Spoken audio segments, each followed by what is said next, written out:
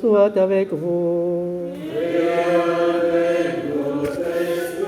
Évangile de Jésus-Christ selon saint Luc.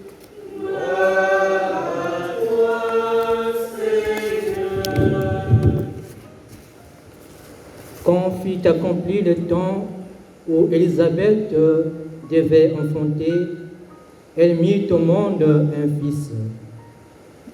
Ses voisins et sa famille apprirent que le Seigneur lui avait montré la grandeur de sa miséricorde et il se réjouissait avec elle.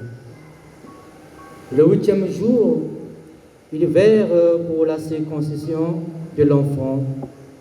Ils voulaient l'appeler Zacharie du nom de son père, mais sa mère prit la parole et déclara: « Non, il s'appellera Jean. » On lui dit: « Personne dans ta famille ne porte ce nom-là. » On demandait par signe au père comment il voulait l'appeler. Il se fit donner une tablette sur laquelle il écrivit: « Jean est son nom. » Et tout le monde en fut étonné, en laissant même sa bouche s'ouvrir, sa langue se délia. Il parlait et il bénissait Dieu. La crainte saisit alors tous les gens du voisinage et dans toute la région montagneuse de Judée, on racontait tout ce qui s'était passé. Tous ceux qui avaient entendu parler de cet événement les conservaient dans leur cœur et disaient: « Que sera donc cet enfant ?» En effet, la main du Seigneur était avec lui. Acclamons la parole de Dieu.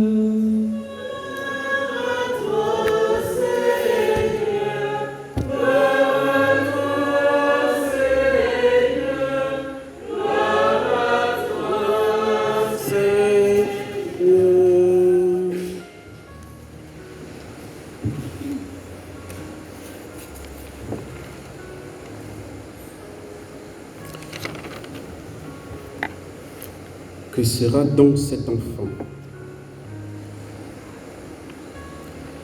Je crois que c'était samedi, je disais que, parce que samedi on a eu l'évangile sur la visitation de Marie. Et vous savez que la visitation, c'est la Vierge Marie qui rend visite à sa cousine Élisabeth. Et je disais que les femmes, dans la nouvelle alliance, on le vend en poupe. C'est vraiment Dieu a voulu faire les choses en grand, a voulu, j'ai envie de dire, relever l'image de la femme. Il a voulu donner à la femme de retrouver toute sa splendeur, toute sa place dans le mystère du salut. Vous savez que nos premiers parents, quand ils sont tombés, c'est premièrement à cause de la femme. Et donc, le bon Dieu a voulu réparer la chose vraiment de très belle manière. Il a voulu que ce soit la femme qui soit, voilà, dans l'ordre de la récréation, de la rédemption du monde, que la femme ait une place, ait la première place, j'ai envie de dire, hein, et dont la Vierge Marie. Et puis nous voyons que Élisabeth aussi, et le Seigneur il n'a pas fait dans la dentelle, il a pris les extrêmes. Hein, il a pris une vieille, et puis il a pris une tout jeune. Hein, voilà, donc il a vraiment, comme pour dire, c'est toute la femme de tout âge qui participe vraiment à la nouvelle création. Voilà, et c'est très beau. Et on voit bien que Dieu a aussi tellement bien fait les choses qu'il a fermé la bouche de Zacharie. Hein, lorsque l'ange vient lui annoncer qu'ils vont avoir un fils, le gars se met à douter et l'ange lui dit: « Ok, d'accord, on attendra 9 mois pour que tu parles encore. » Donc l'homme a fermé sa bouche. Et de l'autre côté aussi, on voit Joseph qui, on l'a vu hier, hein, qui ne dit rien. C'est-à-dire que dans la Bible, Joseph n'a jamais rien dit. Même le jour où on cherche Jésus, à 12 ans quand il est perdu au temple, c'est encore la Vierge Marie qui prend la parole. C'est quand même terrible. Hein? Ton père est mort, te cherche là depuis 3 jours, c'est comment? Mais Joseph n'a pas. On dirait vraiment Dieu dans la nouvelle création a voulu mettre vraiment la femme en haut. C'est-à-dire il a voulu donner toute la gloire, si on peut dire, à la femme. Et on le voit encore aujourd'hui. Et normalement, dans une famille juive, c'est le papa qui donne le nom. C'est le papa qui donne le nom à l'enfant. Mais sauf que lorsque Jean-Baptiste naît, le papa ne parle pas. Donc c'est demande à la maman, quel nom tu donnes à l'enfant? Elle dit, son nom est Jean. Parce qu'en fait, on voulait l'appeler, puisque la famille, vous savez que c'est quand même extraordinaire qu'une vieille maman, une vieille femme arrive à concevoir et à mettre au monde. Et donc on s'est dit, mais quand même, donc il faut perpétuer la génération du père, parce que le pauvre a attendu des décennies, rien n'est arrivé, et le Seigneur lui a fait grâce. Donc, il faut quand même qu'on le nomme pour que son nom reste. Vous savez que dans la tradition juive, c'est très fort, de manière à ce que quand un frère se marie et meurt sans enfant, il faut que son frère, n'est-ce pas, se marie avec cette dame pour donner une descendance à son frère. C'est tellement fort, hein, la lignée humaine, la lignée, c'est-à-dire le nom familial. Mais que non. Ici, Élisabeth dit non, son nom, en fait, la famille dit, c'est Zacharie, il faut qu'on lui donne le nom de Zacharie, et sa mère dit non, il s'appellera Jean. Et on s'est dit, mais attends, elle débloque un peu, bon, en tout cas c'est une femme, et puis comme la parole de la femme ne compte pas, on demande au muet, à Zacharie, de faire quelque chose, de sauver la mise. Bon, le pauvre, quand il ne va pas parler, il demande qu'on lui apporte quelque chose d'écrit, et il écrit son nom est Jean. On dit, mais ça ne va pas. Et c'est là où, quand il écrit son nom est Jean, que, à l'instant même, nous dit l'Écriture, sa bouche s'ouvrit et sa langue se délia. Il parlait, il bénissait Dieu. Et nous voyons là, frères et sœurs, j'ai envie de dire, la nouveauté. Le Seigneur veut faire toutes choses nouvelles. Et il choisit que ce soit les enfants qui mettent à l'honneur leur maman. Et ce Jean qui, je peux dire, fait son premier miracle en ouvrant la bouche de son père pour lui permettre de parler. Et il fallait même que Zacharie ferme sa bouche pendant 9 mois, parce qu'il fallait qu'on comprenne que il y a comme, le monde est comme suspendu, parce que le ciel veut rejoindre la terre. Il fallait que le ministère de l'Ancien Testament s'arrête. Vous savez que Zacharie est prêtre, et c'est au moment où il exerçait son ministère sacerdotal qu'il a l'apparition de l'ange, et il a cette nouvelle. Mais sauf qu'il n'a pas cru, et puis il devient muet. Il retrouve la parole lorsque le précurseur est né, celui qui vient préparer la route du Seigneur, Jean le Baptiste. Et là, il peut ouvrir la bouche, il peut commencer à bénir Dieu. Zacharie signifie Dieu se souvient, ou bien Dieu s'est souvenu. Et Jean signifie Dieu fait grâce. Et c'est la même chose. Quand Dieu promet, c'est déjà une grâce. Les promesses de Dieu sont une grâce, sont une bénédiction. Et les grâces de Dieu sont une promesse. Vous savez qu'en Dieu, il n'y a pas de... Voilà, Dieu est un. Il n'est pas comme nous, on est éparpillés, on est ce qu'on est. Mais Dieu est un, il est unique. Quand il promet, il donne déjà ce qu'il promet. C'est déjà la grâce de Dieu qui est donnée. Donc ce n'est pas le nom du Père et le nom du Fils. Et, n'est-ce pas, ce nom sont complémentaires et disent quelque chose de ce que signifie la mission de l'enfant. Jean, Dieu fait grâce parce qu'il est celui, il est Élie, dont, n'est-ce pas, la première lecture a annoncé, n'est-ce pas, la venue. Il est Élie qui viendra ramener le cœur des pères vers leurs fils et le cœur des fils vers leur père. Que je ne vienne que frapper, voilà, pour que je ne vienne pas frapper d'anathème le pays. La mission de Jean est d'être le dernier prophète. Il aurait dû, si on peut dire, dans les normes des choses, en suivant, n'est-ce pas, la généalogie de la famille, il devait être prêtre aussi, comme son père, normalement. Mais il y a comme une brisure. Dieu le fait sortir du sacerdoce pour lui conférer le ministère prophétique. Parce que désormais, le nouveau prêtre est l'unique prêtre de l'histoire et de l'histoire de l'Alliance nouvelle est désormais là. Même s'il n'est pas encore né, il va naître demain soir, hein, mais il est déjà là. Donc il faut que l'ancienne alliance, l'ancien sacerdoce s'efface devant le nouveau. Et ce point, Jean choisit, ce n'est pas lui qui choisit, Dieu choisit pour lui, il choisit le ministère du prophétisme.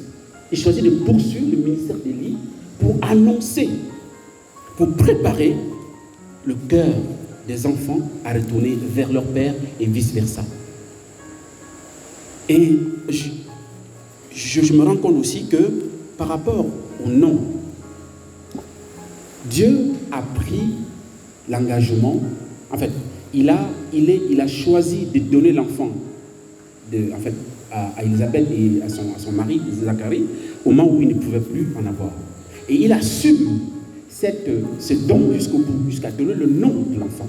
Histoire de dire à Zacharie et à Élisabeth que désormais, dans la nouvelle alliance, l'initiative, la nouvelle, si vous voulez, la nouvelle famille ou bien le nouveau couple qui doit fonder la nouvelle alliance est une initiative plénière de Dieu. Même s'il y a la coopération humaine. On l'a vu ça, je crois, il n'y a pas longtemps, où la Vierge Marie dit oui au projet de Dieu et devient la nouvelle Ève. Et Jésus, dans la nouvelle alliance, est le nouvel Adam. Et c'est les deux qui vont fonder la nouvelle fraternité, n'est-ce pas? La nouvelle alliance. C'est pourquoi à la croix, Jésus... Non, je m'arrête là. Sinon, je commence la prédication d'une autre chose. Alors, donc, je voulais dire que Dieu, alors qu'au début de la création, a demandé à l'homme de nommer lui-même les animaux pour manifester sa seigneurie, pour montrer, n'est-ce pas, sa domination sur l'univers.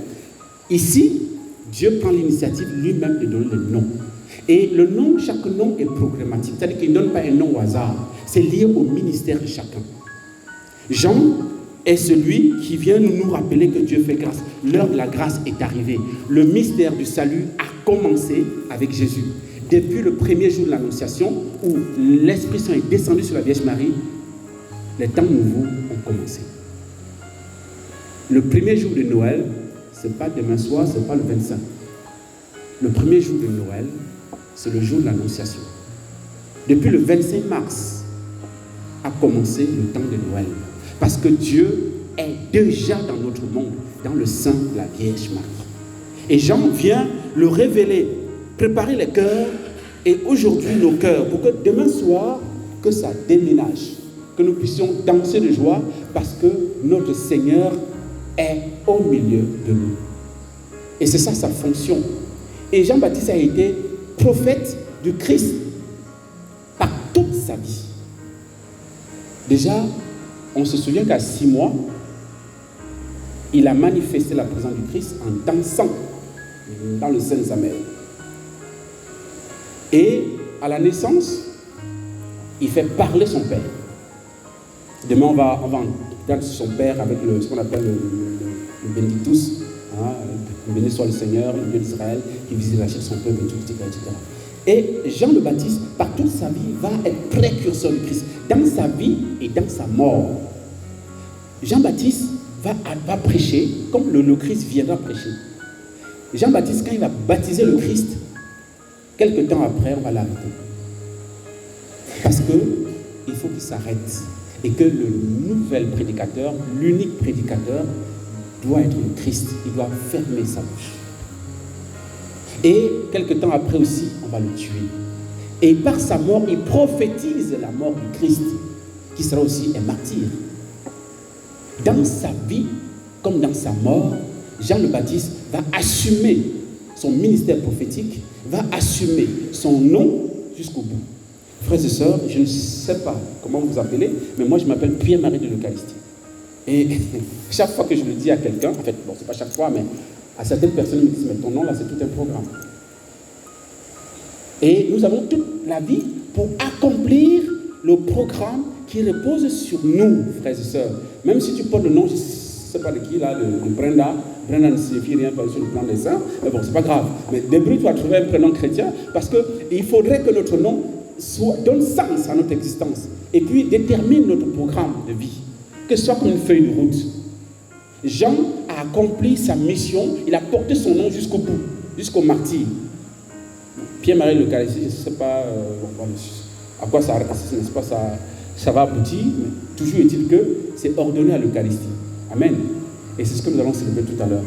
Donc, avec moi, demandons au Seigneur vraiment, et demandons surtout à Jean-Baptiste, la grâce d'être comme lui, d'être en cohérence avec notre vocation, d'être en cohérence avec le nom que nous portons, et de demander vraiment chaque jour au Seigneur la grâce de la fidélité à ce nom que nous portons. Et surtout, nous avons un nom qui est merveilleux, ce nom de chrétien, ou bien de fils de Dieu. Il n'y a pas de plus grand que ça. Amen.